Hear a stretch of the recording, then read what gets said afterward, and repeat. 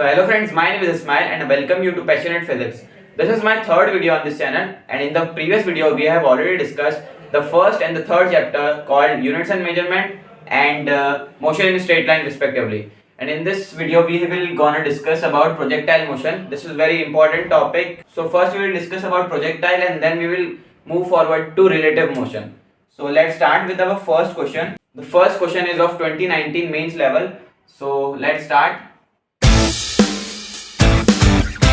So friends, this is our first question. In this, a shell is fired from fixed artillery gun with an initial speed u. Okay, so initial speed is u such that it hits the target on the ground at a distance r. Okay, distance is r from it. If t1 and t2 are the values of the time taken by it to hit the target in two possible ways. So this is the important line.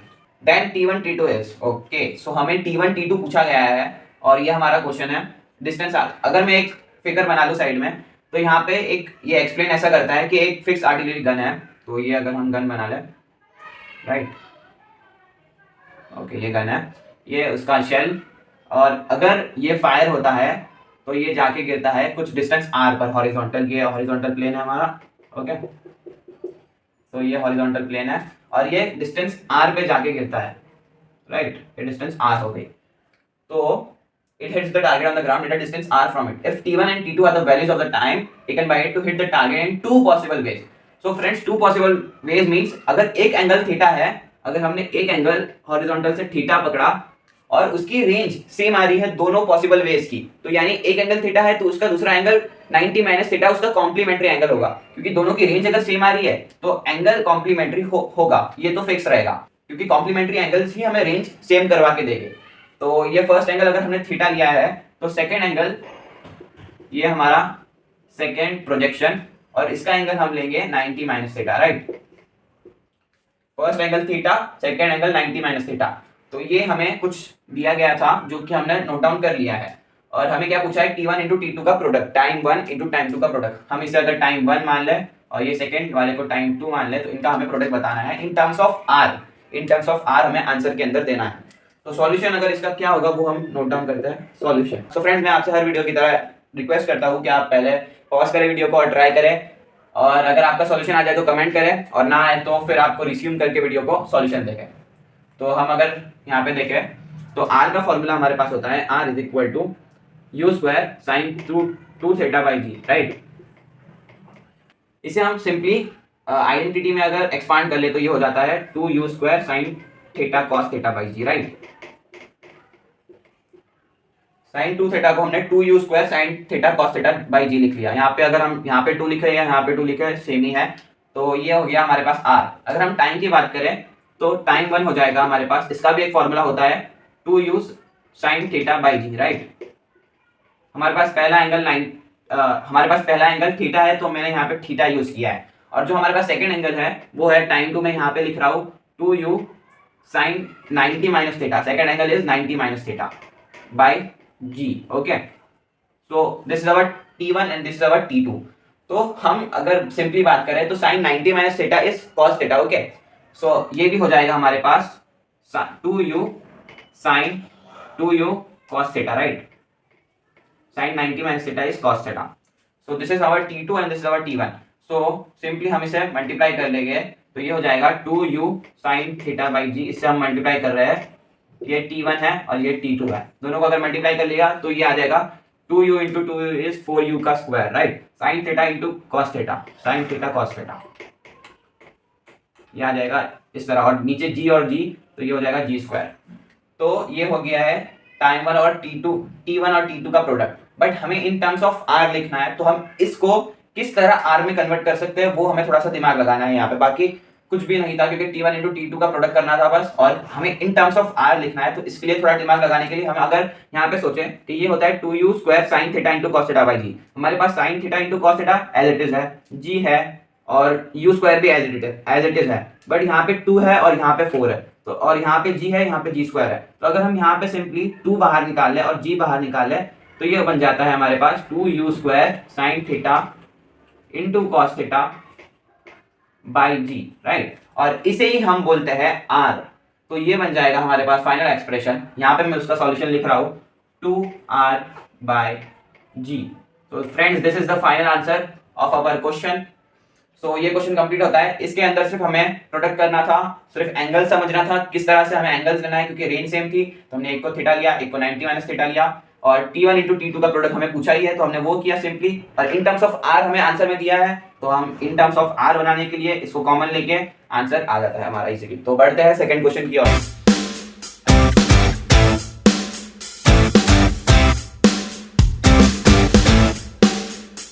So friends, this is our second question. In this, a ball is hit by a batsman at an angle of 37 degree.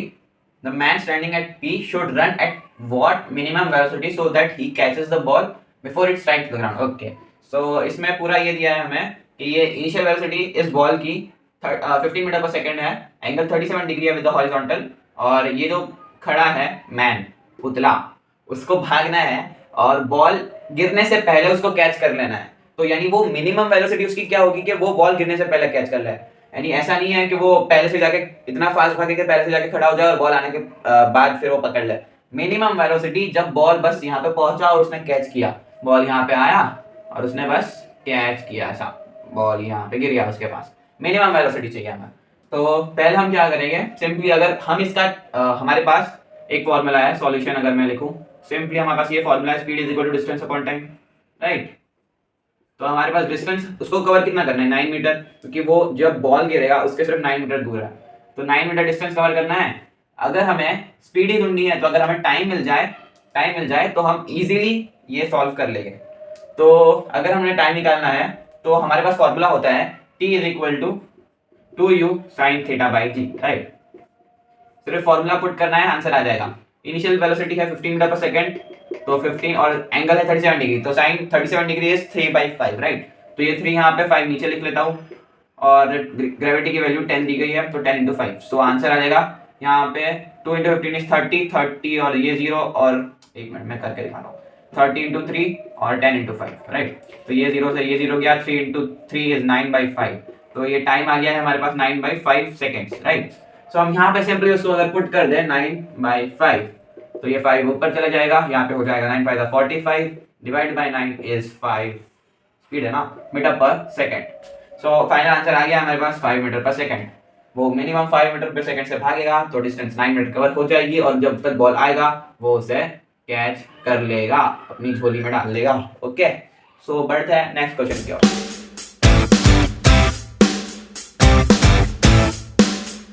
So friends, this is our third question and the first question of relative motion. So a passenger train of length 60 meter travels at a speed of 80 km/h, and another train of length 120 meter travels at a speed of 30 km/h. Ratio of time taken by passenger train to completely cross the second train when in some same direction and in opposite direction. Okay. So अगर हम यहाँ पे पहले figure बना के एक बार find out कर लेते हैं, मतलब क्या हो सकती है पूरी समरी। तो एक ट्रेन है, ये हमारी ट्रेन है, राइट। ड्राइंग बहुत खराब है, don't look at it, right. So एक मिनट फिर से एक बार बना लेते हैं, पहले एक बार फिगर बना के समझ लेते हैं। तो ये हमारी ट्रेन हो जाएगी, ओके, ये हमारी ट्रेन, ये उसके 2 टायर, ओके। ये ट्रेन फर्स्ट ट्रेन है जिसकी लेंथ है 60 मीटर, ये 60 मीटर, और वो जा रही है 80 km/h से, ये है 80 km/h, राइट।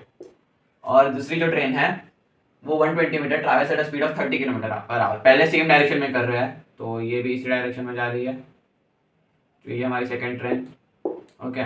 सो ये है 120 मीटर, राइट, और ये भी इसी डायरेक्शन में जा रही है 30 km/h, राइट।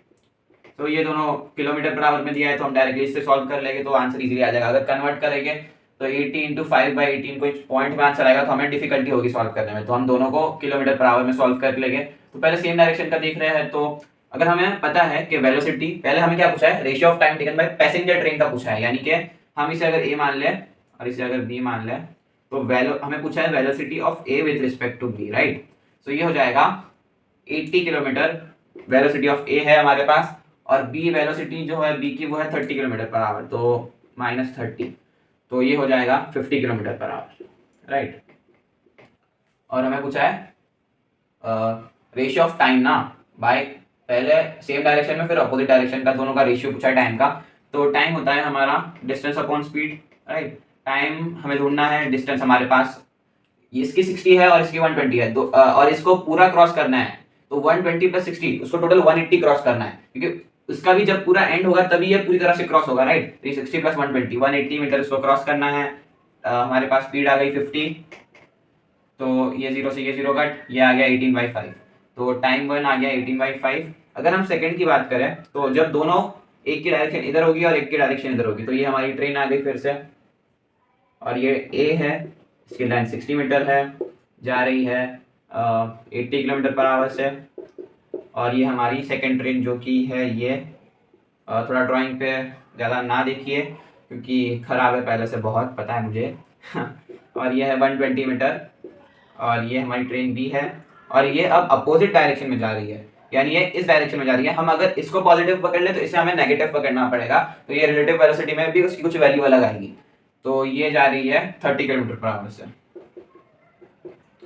तो इससे अगर हम देखें velocity of A with respect to B, तो वेलोसिटी ऑफ ए तो हमारे पास 80 ही रहेगी, और अगर इसे हम पॉजिटिव डायरेक्शन पकड़ रहे हैं तो हमें इसे नेगेटिव पकड़नी पड़ेगी। ये होती है नेगेटिव डायरेक्शन, राइट, ये नेगेटिव डायरेक्शन। तो 80 माइनस तो एज इट इज, और नेगेटिव डायरेक्शन का माइनस एक और हमें देना पड़ेगा 30। तो ये हो जाएगा total 110 kilometre per hour, right.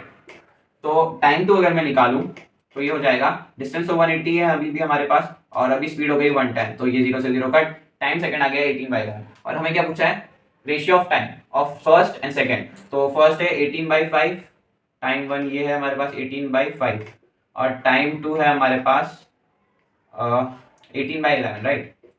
तो सिंपली दिख रहा है 18 से 18 कट हुआ, ये 11 ऊपर गया, 5 यहाँ पे है, तो आंसर आएगा 11/5। तो ये होगा टाइम का ratio T1/T2। Okay, so this is final answer of our question. बढ़ते हैं second question of relative motion पे।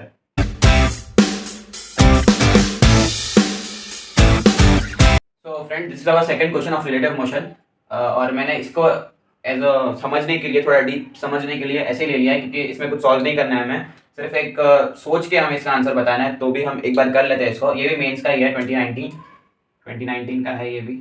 सो a bomb is dropped from a fighter plane flying horizontally to an observer sitting in the plane, तो the trajectory of the bomb. Okay, तो पहले अगर हम एक बार देख लें, और ऑप्शन दिए हैं यहाँ पे, hyperbola, parabola in the direction of motion, straight line vertically down the plane, और parabola opposite to the motion.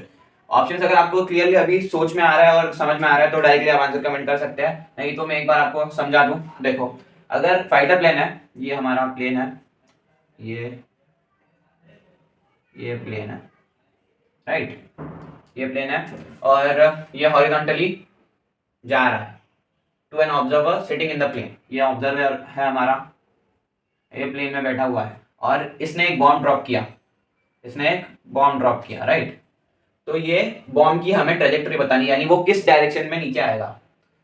अब अगर हम थोड़ा दिमाग लगाएं कि ये प्लेन जा रहा है आगे की ओर, राइट, आगे की ओर जा रहा है ये प्लेन, और ये बॉम्ब ड्रॉप हो रहा है, तो इसके नजरिए से बॉम्ब कैसा आएगा, सीधा आएगा, पैराबोला मीन्स ऐसा आएगा, या फिर इस डायरेक्शन में आएगा अपोजिट टू द मोशन, या फिर इन द डायरेक्शन ऑफ मोशन, कैसा आएगा, कैसा बॉम्ब, वो अगर हम सोचें तो अगर हम एक बार थोड़ा सा ख्याल करते हैं कि हम ही प्लेन में बैठे हैं, वो ऑब्जर्वर नहीं है, हम ही हैं। अगर हम प्लेन में बैठे हैं, प्लेन जा रहा है स्ट्रेट, और उसने बॉम्ब ड्रॉप किया, तो हमें कैसा दिखेगा, हमें स्ट्रेट दिखेगा, हमें इन द डायरेक्शन ऑफ मोशन दिखेगा, या फिर अपोजिट टू द मोशन दिखेगा, कैसा दिखेगा। अगर मैं सोचता हूँ, तो मैं अगर बैठा हूँ प्लेन में, मैं जा रहा हूँ हॉरिजॉन्टली, बॉम्ब ड्रॉप होता है, तो वो मुझे तो ऐसा लगता है कि ये मेरे हिसाब से ये वर्टिकली गिरना चाहिए, और यही ऑप्शन राइट है। ये ख्याल बाद में करना कि कुछ ऐसा गिर रहा है, हाइपरबोला गिरेगा, या फिर हमें दिखेगा ऐसा कि ये ऐसा जा रहा है, या फिर हमें दिखाएगा कि ये ऐसा जा रहा है, ऐसा कुछ भी नहीं है, ये गिरेगा स्ट्रेट लाइन।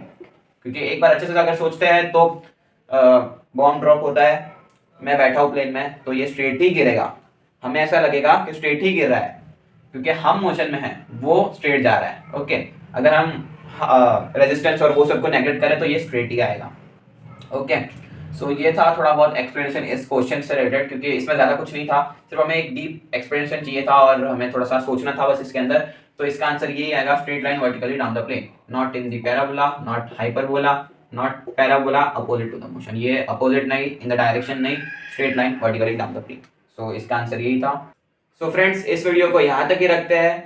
होप कि आपको सब क्वेश्चन समझ में आया होंगे और वीडियो अच्छी लगी होगी तो लाइक शेयर और सब्सक्राइब जरूर कर देना। आप अपने फ्रेंड्स के साथ वीडियो को शेयर जरूर करना, और जो भी मेंस लेवल प्रिपरेशन कर रहा है उसके लिए ये वीडियो बहुत इंपॉर्टेंट है। जो भी सॉल्व किए वो अच्छे क्वेश्चंस थे। तो मिलते हैं नेक्स्ट वीडियो में, तब तक के लिए बाय बाय।